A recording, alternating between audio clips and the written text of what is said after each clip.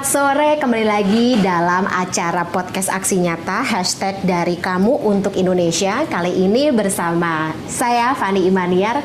Kayaknya ini mungkin adalah episode perdana saya begitu ya. Saya harap saya juga masih bisa membantu teman-teman untuk mengikuti, kemudian juga berdiskusi bersama dengan narasumber yang juga hadir hari ini terkait dengan topik yang tentunya sangat relate, sangat dekat dengan kehidupan kita sehari-hari.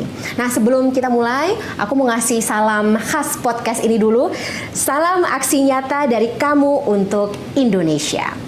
Nah, jangan lupa juga nih teman-teman untuk ikut begitu. Aku masih tetap harus mengingatkan teman-teman semuanya untuk ikut bahwa ini adalah podcast Aksi Nyata Hashtag dari Kamu untuk Indonesia dan juga hadir dalam beberapa platform lainnya seperti Instagram, Facebook, Twitter dan juga YouTube Partai Perindo @partai_perindo. Kemudian juga kita hadir di RCTI Plus, Okezone, Sindo News, iNews dan iNews.id maksud saya, dan juga website Partai Perindo. Nah, stay tune karena kita setiap harinya, setiap episodenya punya tema yang menarik, terutama yang kita juga bahas hari ini, yaitu mirisnya bahwa angka kriminalitas remaja di Jakarta semakin meningkat. Pertanyaannya, bagaimana cara kita mengatasinya? Nah, podcast kali ini kedatangan seorang bintang tamu, guest star begitu, spesial.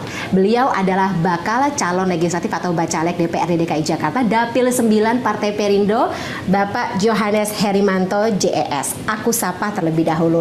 Selamat sore Pak Johannes. Selamat sore Mbak Fani, sehat.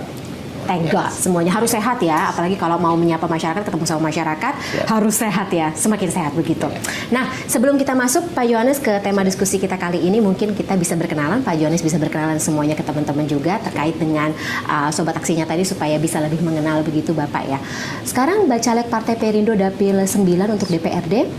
Kalau boleh dijelaskan itu daerahnya mana saja Pak, atau konstituennya di mana saja?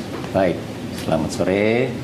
Untuk warga konstituen, saya daripada caleg Perindo Dapil 9 meliputi wilayah Kecamatan Cengkareng, Kalideres, dan Tambora. Oke, Tambora itu wilayah yang kalau kita lihat di berita-berita sih padat penduduk begitu. Betul, ya Pak ya? Oke, kalau boleh tahu Bapak start kapan atau memutuskan untuk menjadi seorang caleg itu dan kenapa? Saya bergabung di Partai Perindo per 15 Agustus tahun 2022. Sebelumnya ada juga bergabung di partai yang lama, tapi itulah niat saya. Per 15 Agustus 2022 saya bergabung di Partai Perindo sampai sekarang. Oke, kenapa Partai Perindo Pak? Menurut saya hal yang spesial dan luar biasa karena ada banyak hal yang memang bisa saya dapatkan dari Partai Perindo. Oke, soalnya kan Partai Perindo sekarang terkenal, dan kalau misalnya berdasarkan hasil survei atau hasil survei belakangan begitu menunjukkan elektabilitasnya meningkat dengan cukup signifikan. Semakin populer begitu terutama di kalangan pemilih muda gitu ya Pak Johannes. Jadi ada strategi khusus mungkin Pak Johannes untuk menggait suara dari calon pemilih kalangan milenial dan juga Gen Z ini di pemilu 2024. Sudah pasti, ya, pasti karena selain daripada target komunitas usia-usia di atas milenial, maka ada target juga untuk Gen Z dan milenial. Dan saya sudah menangkap kebutuhan-kebutuhan mereka karena memang selama ini saya terus bergerak turun ke lapangan menjumpa kaum Gen Z dan milenial. Termasuk saya, milenial. Oke, tapi sayangnya saya bukan konstituen Bapak, tempat tinggalnya bukan di daerah Dapil 9. Pondokannya. Siap, Bapak didoakan selalu, semoga sukses dan semoga lancar semuanya. Nah, selain juga turut serta begitu ya aktivitas Bapak ya dalam kegiatan legislatif atau menjadi calon legislator gitu ke depannya, aktivitas Bapak sehari-harinya ngapain aja Pak Johannes? Sehari-hariannya sebagai rohaniawan, lalu juga sebagai aktivis sosial, lalu juga sebagai organisatoris. Ya, saya bergerak di 3 hal tadi sampai hari ini.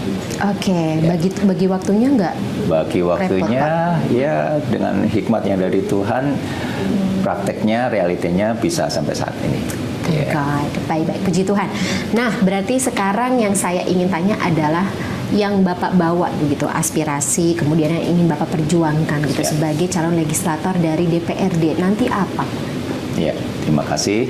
Jadi kalau kerinduan saya, niat saya untuk menjadi Bacalek dari Partai Perindo, secara khusus dari Dapil 9, terlebih ketika nanti puji Tuhan adalah dipercaya, diamanah untuk menjadi Amin. Dewan DPRD DKI Jakarta, maka apa yang sudah saya kerjakan selama ini akan saya maksimalkan lagi.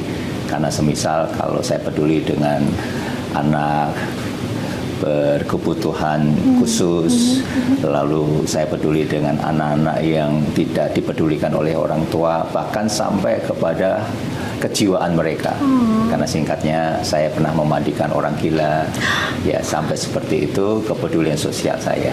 Oke, banyak mengarah kepada kebutuhan sosial dari masyarakat begitu Siap, ya. benar. Tadi Bapak juga bicara mengenai anak-anak Pak, Ya. terutama yang mungkin dari Dapil. Siap.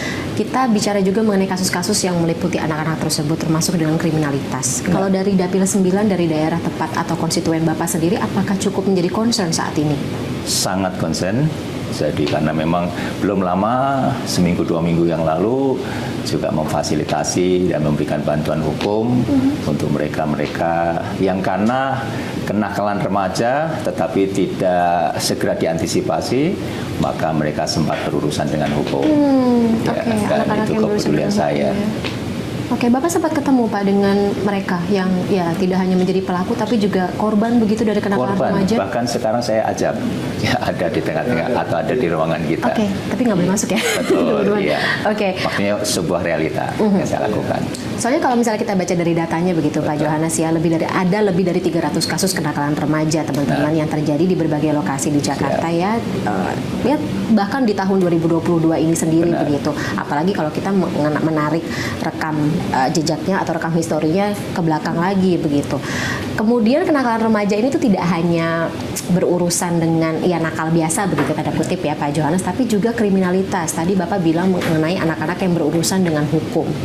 Tawuran, Benar. bullying, terus kemudian juga bahkan kasus kekerasan atau penganiayaan gitu. Kasusnya Mario Dandi begitu ya. Walaupun Mario Dandi tidak bisa dikategorikan sebagai anak-anak ya, Betul. tapi kan korbannya anak-anak. Benar. Kira-kira apa ya namanya? Menurut Pak Johannes gitu, akar masalahnya, faktor penyebabnya nih apa sih? Akar masalah, faktor penyebabnya yang sudah bukan sekedar analisa, tetapi tadi saya sudah katakan, saya langsung terjun, memberikan atensi kepada kebutuhan-kebutuhan dan persoalan atau masalah mereka. Esensinya 2 yang saya tangkap. Yang pertama adalah orang tua sangat kurang memberikan perannya. kepedulian kepada anak.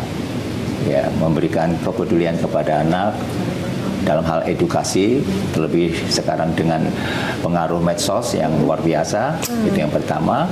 Yang kedua adalah tidak terlepas daripada kepedulian ketika mereka membutuhkan dan tidak diberikan atensi oleh orang tua, maka mereka ada kompensasi melakukan hal-hal yang tidak kita kehendaki. Kita masuk atau kita sebut ranah kenakalan remaja. Bahkan dari kenakalan remaja ketika tidak diantisipasi, tidak mendapatkan atensi daripada orang tua, maka bisa melakukan tindakan kriminalitas. Oke, jadi pada intinya adalah karena remaja begitu ya, butuh atensi, Betul. butuh afeksi, dan kalau tidak didapat dari pihak-pihak yang harusnya memberikan tersebut, maka mereka akan mencarinya di tempat yang lain. Benar. Dan kalau nggak ada guidance, menjurus kepada hal-hal negatif begitu ya Pak Johannes. Benar. Bagaimana dengan remaja atau anak-anak yang tidak punya orang tua begitu, tidak punya guide? Itu gimana kita harus memberikan perhatian lebih kepada mereka, dan terutama peran dari negara sendiri ya Pak? Betul, ya, peran daripada negara maka harus memfasilitasi. Sekali lagi harus memfasilitasi, dan demikian memfasilitasi bukan sekedar edukasi tetapi menyediakan sarananya. Karena mereka ternyata membutuhkan untuk menyalurkan hobi, semisal mereka punya hobi sepak bola, maka di wilayah saya dapati tidak ada. Kalaupun ada misalkan di GOR harus mengeluarkan uang yang mereka tidak punya. Seperti itu contohnya. Dan demikian untuk kembali kepada kemudian orang tua, memberikan atensi, lalu memberikan edukasi yang benar. Tidak bisa berargumentasi, saya kan sebagai orang tua sibuk, nggak bisa. ya kan? Jadi sesibuk-sibuknya orang tua, saya juga sebagai orang tua, sesibuk-sibuknya orang tua, dalam hal ini pengalaman saya tetap harus memberikan atensi dan edukasi yang baik kepada anak-anak yang Tuhan percayakan. Saya percaya hal itu. Iya. Ini berarti menjadi sebuah pekerjaan rumah buat kita semuanya. Iya, benar. Tidak hanya yang udah jadi orang tua, Benar. tapi yang peduli begitu terkait dengan bagaimana remaja atau anak muda ini bisa berkembang. Harusnya kan bisa menjadi suatu aset ya bagi negara ya. Baik, Pak Johannes. Tapi kalau kita bicara dari aturannya begitu, terkait dengan undang-undang, terus kemudian juga KUHP, aturan terutama terkait dengan bagaimana mengadili anak, bagaimana mengurus atau memproses hukum anak-anak yang berurusan dengan kasus-kasus tersebut. Menurut Anda masih perlukah ada revisi atau upgrade begitu? Revisi bisa saja diperlukan, tetapi esensi di dalamnya adalah ketika pemerintah dalam hal ini, lalu kemudian nanti Dewan sebagai yang memproduksi daripada undang-undang itu, sinergi dengan pemerintah adalah untuk mereka benar-benar bisa menangkap aspirasi dan kebutuhan masyarakat dalam hal ini daripada komunitas remaja itu sendiri. Kebutuhannya apa? Nah, kalau saya sudah menangkap kebutuhannya apa, makanya nanti ketika diamanah menjadi Dewan DPRD DKI Jakarta 2024 sudah siap melaksanakan atau bahkan lebih lagi memaksimalkan yang sudah saya kerjakan. Orang lain, para bacalek yang lain berkata siap bekerja kalau saya melanjutkan kerja. Melanjutkan kerja, jadi sudah ada yang baik dilanjutkan. Benar. Kemudian ketika ada yang masih perlu diperbaiki, ditingkatkan, dimaksimalkan. Benar. Tapi kalau untuk remaja, anak-anak yang menjadi pelaku dari kejahatan, apakah memang perlu dihukum? Kalau dari undang-undangnya atau dari KUHP sih mengatakan memang ada aturan untuk menghukum atau memberikan efek jerat tersebut, tapi sifatnya memang lebih ringan dibandingkan kalau pelaku yang usianya dewasa. Tanggapan Anda bagaimana, Pak Johannes? Kalau saya secara pribadi, seyogyanya tidak masuk pada ranah seperti itu. Karena hak mereka masih memerlukan kedekatan dengan orang tua. Karena ketika dihukum, ketika mereka dipenjarakan, maka langsung terpisah daripada orang tua. Kebutuhan mereka, hal fisik, berkomunikasi, mereka mendapatkan kasih sayang, dan termasuk mental mereka langsung tidak mendapatkan lagi. Lebih-lebih ketika mereka berstatuskan masih sebagai pelajar, ketika dihukum sudah pasti tidak lagi bisa belajar. Ya, secara sampai kita memutus betul. Hak mereka untuk minimalnya saja di situ. Mendapat pendidikan ya. Betul. Tapi itu harus tetap dilanjutkan begitu dilanjutkan. Ya, walaupun terlibat dalam sebuah kasus yang begitu makanya harus ada signifikansi gitu ya Pak Johannes. Ada peran serta. Terutama dari orang tua. Dari orang tua. Baik, bicara lagi mengenai tawuran ya Pak Johannes. Ini tuh saya kalau lihat media sosial gitu ya, suka melihat video-video atau konten-konten yang saya nggak tahu sih ini apakah settingan apa gimmick gitu ya. Kebetulan dulu SMA saya juga banyak dalam tawuran Pak. Nah, cuma waktu itu kan berbeda kondisinya dengan saat ini di mana hampir semuanya konten ini bisa lebih gampang viral begitu. Kalau Pak Johannes kelihatannya gimana gitu, anak-anak yang bikin konten kenakalan remaja tanda kutip, kemudian juga kejahatan-kejahatan, memang yang niatnya untuk diviralin, gimana Pak? Ya, kalau motivasi atau niatnya untuk diviralkan dengan tujuan atau motivasi dia mau menjadi terkenal, bisa-bisa saja. Tapi ketika maksud dan tujuan atau motivasinya adalah untuk memberikan semacam edukasi dan mengindoktrinasi komunitas di usianya, itu yang saya tidak setuju. Ya, maksudnya ketika dia memviralkan, membuat konten, ya kan, bahkan buat remaja yang lain, rekan-rekan atau komunitas remaja yang lain menjadi mendapatkan wawasan, terbuka wawasan. Oh, ya. Ikut-ikutan, lalu bisa melakukan hal yang sama, padahal itu tujuannya adalah negatif. Jadi kalau ngajakin bareng-bareng nih, maksudnya bikin konten untuk ngajakin, yuk sama-sama kita berbuat kenakalan, nggak boleh. Iya, udah jelas itu melanggar hukum. Iya. Oke. Dan bisa kena undang-undang ITE. Betul. Ya. Jadi, tapi masalahnya gini Pak, namanya juga anak muda kayak belajar. Itu butuh afirmasi gitu. Sekarang tuh afirmasinya lebih banyak terjadi atau didapatkan dari sosial media. Gitu. Mereka lebih banyak berinteraksinya di sosial media gitu, dan semakin banyak pula gitu konten-konten atau informasi terutama terkait dengan kenakalan remaja atau kriminalitas remaja gitu ya, tadi tawuran, balap liar, terus kemudian bullying gitu, gebukin orang tapi di posting, di videoin kemudian di posting gitu. Betul. Ini apa ya namanya? Kan sebuah concern sendiri begitu ya Bapak ya. Kita mau berbuat jahat tapi kita menyebarkannya ke masyarakat sendiri gitu. Tanggapan Anda bagaimana? Tanggapan saya yang pertama adalah untuk kemajuan teknologi dalam hal ini kita mengenal atau menyebut dengan medsos itu tidak bisa disalahkan.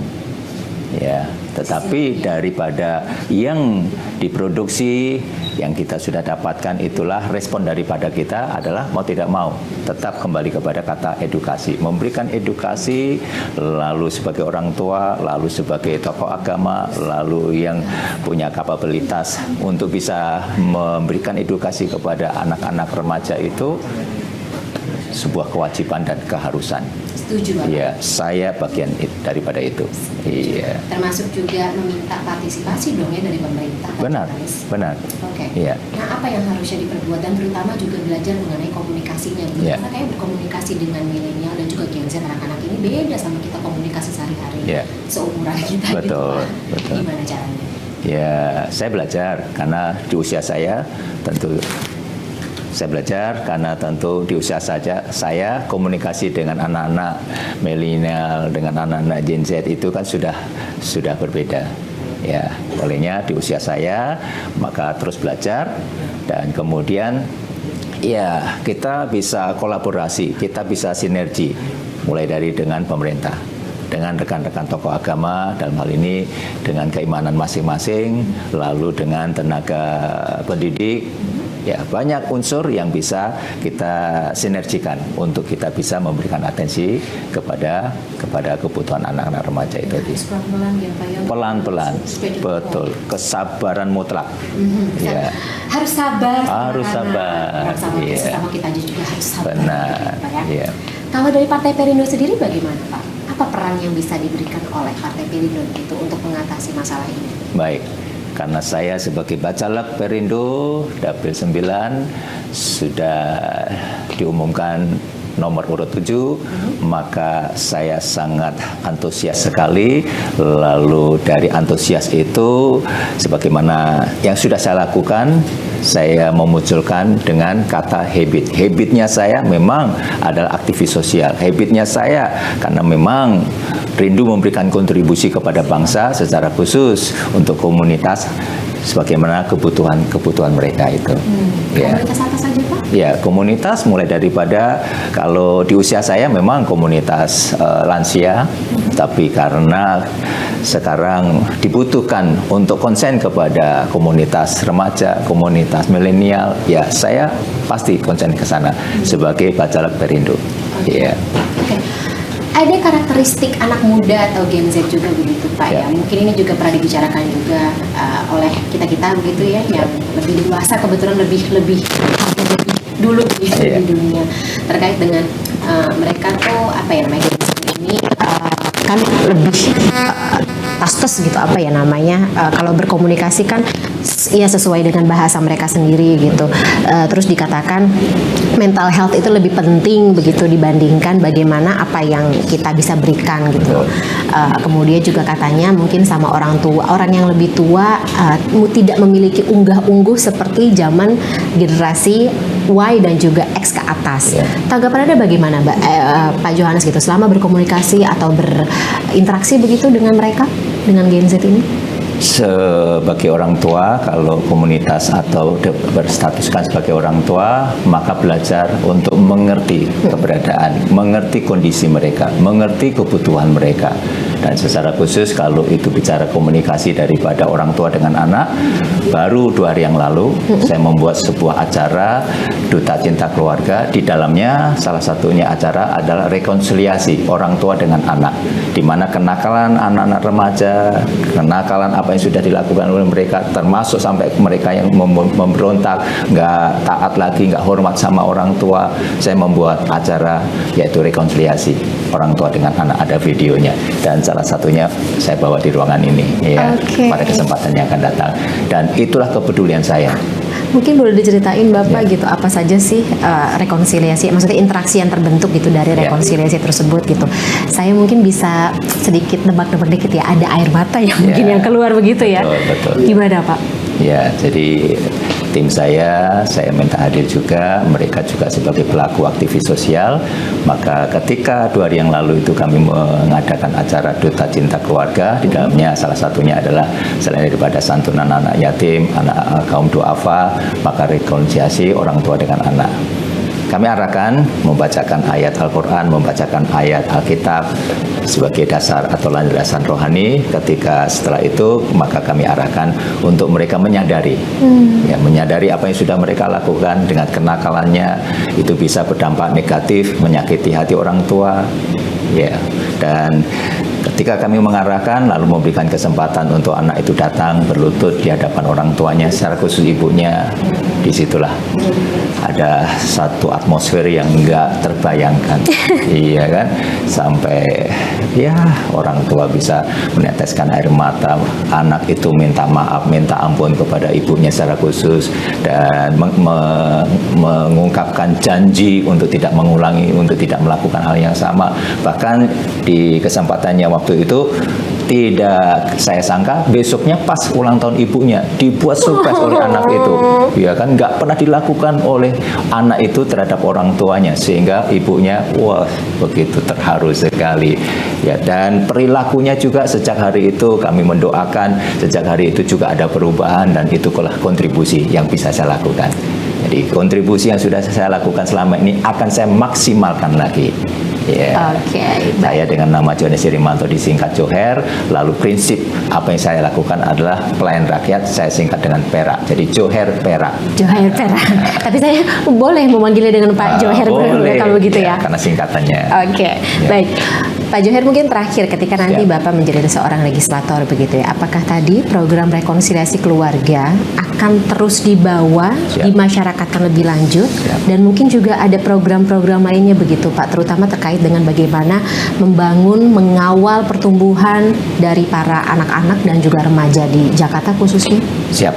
Jadi bukan hanya berhenti hari ini, berhenti pada minggu ini sebagai caleg Perindo, terlebih ketika diamanah, syukur alhamdulillah menjadi Dewan DPRD DKI Jakarta 2024, maka itu akan terus saya kerjakan. Olehnya prinsipnya atau motonya adalah hidup terus bekerja dan terus melayani.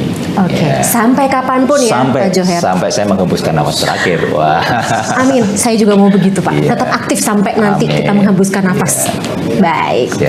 Nah teman-teman semuanya, berkaitan juga dengan Partai Perindo, campaign aksi nyata hashtag dari kamu untuk Indonesia ini juga relate tentunya dengan movement atau gerakan yang dijalankan oleh Partai Perindo, yaitu produktif, solutif, modern, bersih, berintegrasi atau berintegritas, kemudian peduli, dan juga turun tangan untuk Indonesia yang sejahtera.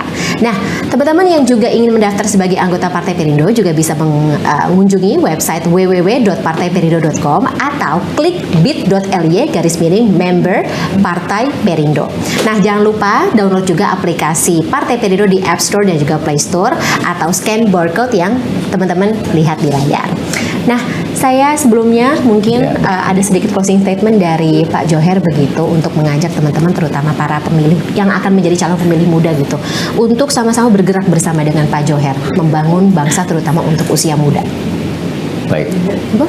Saya nama Jones Rimanto disingkat Joher, lalu dengan prinsip melayani adalah Perak, adalah pelayan rakyat, lalu kekuatan utama di dalamnya adalah tanggap, cepat, dan tuntas. Sekali lagi, sebagai caleg dan terlebih nantinya dipercaya sebagai Dewan DPRD DKI Jakarta 2024 adalah akan melayani warga, melayani masyarakat, melayani rakyat dengan antusias dan dengan tanggap, cepat, dan tuntas. Gak bisa kedengaran tepuk tangannya saya yang di ruang ini begitu. Baik, terima kasih banyak sebelumnya Pak Joher. Sehat selalu, sukses selalu. Harus membutuhkan kesehatan yang lebih begitu ya untuk bergerak ke depannya ini.